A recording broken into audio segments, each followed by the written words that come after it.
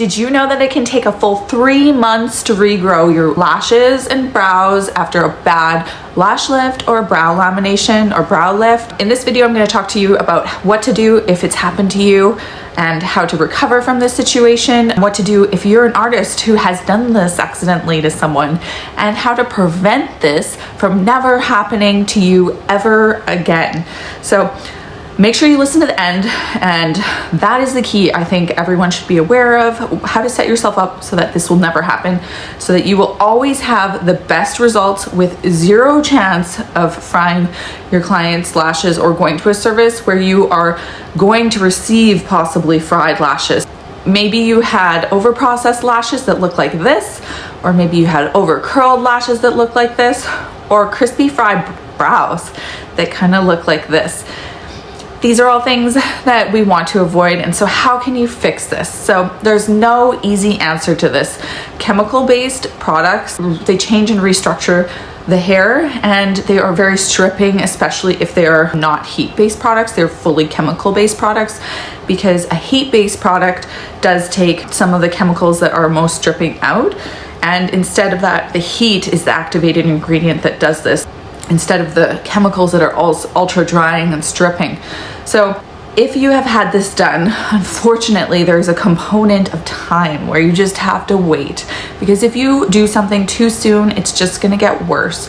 So there's lots of places that will say castor oil, coconut oil. It's not really going to do too much for you. Time is like the main thing. You can condition those lashes in the meantime, and then it is possible to try heat activated solutions. So like our heat activated lash lift solution that we retail for professional clients, it actually rebuilds the structure of the hair instead of stripping. So that can give good results depending on how badly your lashes are damaged. Because if it's looking like this, then you unfortunately might need to let it grow out before I would even recommend doing a relaxation, because the relaxation, which is the re-straightening, so going from curled to straighter, your natural lashes, is still a chemical process, and in doing that you can actually break off the lashes, because if they're so damaged, growing out is the only way to really fix them. But so before you go for a relaxation, I would try a heat-based product and skip anything that's just chemical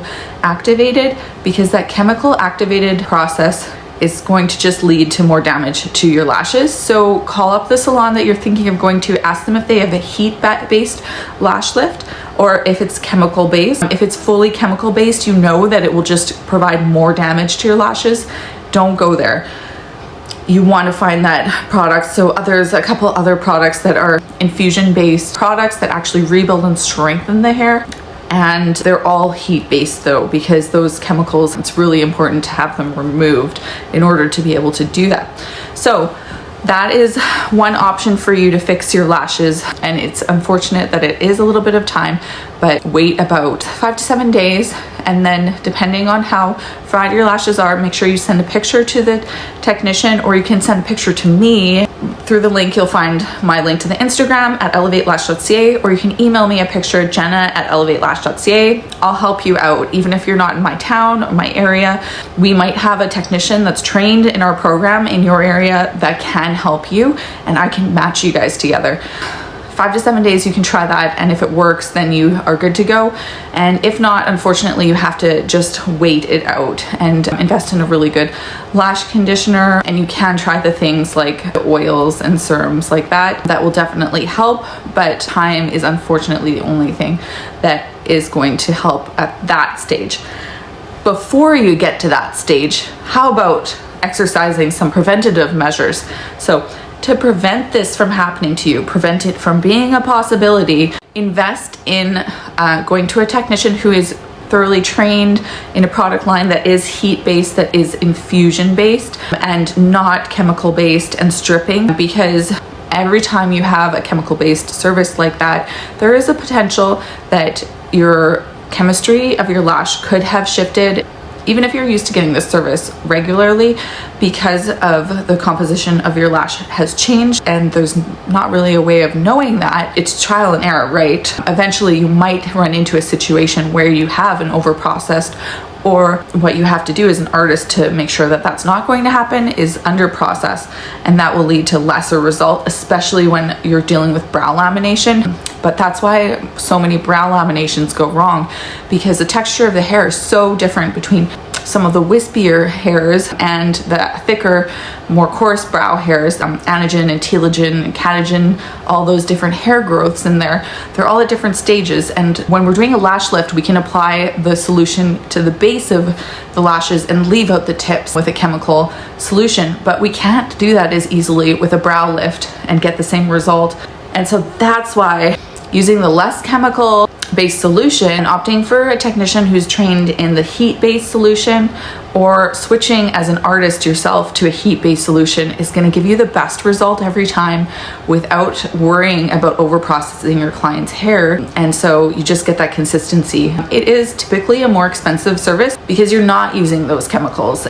It takes a little bit longer because you are processing with heat, but it ends up being a much more comfortable service from lots of clients, and a lot less allergies are provoked too, so your client has an easier time with tinting at the end. There's just so many benefits. Cheaper is not always better. If you do chemical lash lifts back to back too, if your client has a slower hair growth, or like if you have a slower hair growth, say your diet changes, your hormone changes, all these different things, you are going to be layering that damage from the chemical processes over top of one or another, because you're not getting the regular regrow.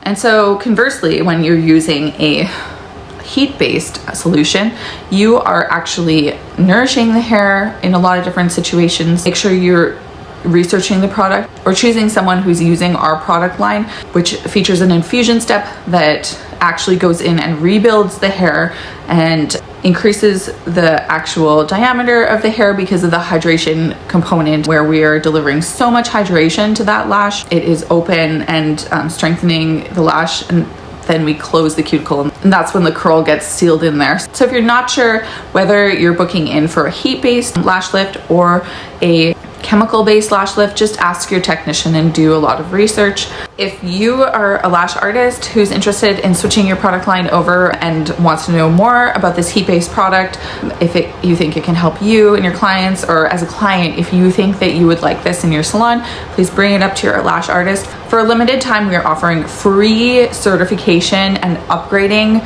of training for all certified lash and brow lift techs to upgrade their training to switch over to this heat-based product that will guarantee no over-processing of the brows and always the best lift possible.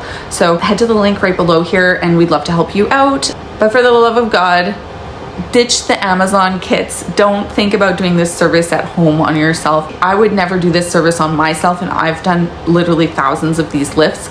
It takes you way longer. The opportunity for potentially blinding yourself is really high, and you're just not going to get as good of a service doing it by yourself. So join us next week for another episode on Lash Lift 101. We're going to be doing these little mini series to help educate all our clients and professional artists to help make this industry better. If this video has been helpful to you, please consider subscribing below or liking, and check out our other videos. We've gone through everything. If you want to branch out into learning lash extensions, all the things that you're going to need to know before committing to a course to ensure your success.